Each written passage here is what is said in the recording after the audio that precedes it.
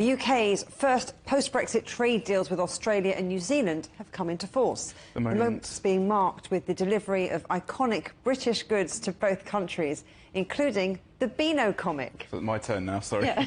The deals see all tariffs on UK goods exports lifted, while the UK government says red tape has also been slashed for digital trade and work visas. Ministers have called the move historic, but critics say the UK is giving away too much for too little.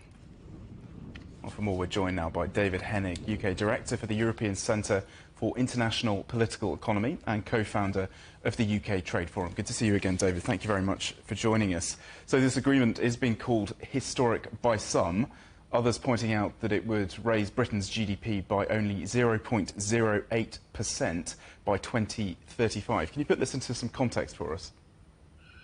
Yes, there's already a considerable trade relationship between the UK and Australia. This trade deal is historic by being the first truly new post-Brexit trade deal that's come into force, but we're not expecting it to have a huge economic impact or for trade to be boosted. The one we're particularly looking at is whether Australian exports of meat products, beef and lamb in particular, cause problems with for UK farmers. But yeah, we're not expecting it to be significant economically. So you mentioned farmers, beef and lamb in particular. Which sectors do stand to gain from this agreement, and who are the losers? So UK food processors and agricultural producers are going to be under pressure as a result of this agreement, almost certainly. Australia is very much agricultural exporting powerhouse. In terms of the UK, our traditional services strengths, our suppliers will be looking to see what extra access they have. There is some, it's not a huge amount, but it may make a difference. There's hopes that the UK car sector can export. It's a long way to export cars, but there's hopes that that can help the UK car sector, which has been struggling recently. OK, and parking Australia and New Zealand for a minute, Rishi Sunak, the Prime Minister, is heading to the United States next week. Has the UK given up on a trade deal with the Americans, which was, of course, touted as the big potential win of Brexit? For the time being, there's no prospect of a UK-US trade deal, partly just the politics in the US. Biden is neither interested, but he's also running in towards the election season, and you never complete a trade deal with the US in election season. But in the longer term, for example, if this government was to be re-elected in the UK, then they would still love to have a trade deal with the US. So more put it on hold while the politics in the US develops, but certainly not give up forever on a trade deal with the US.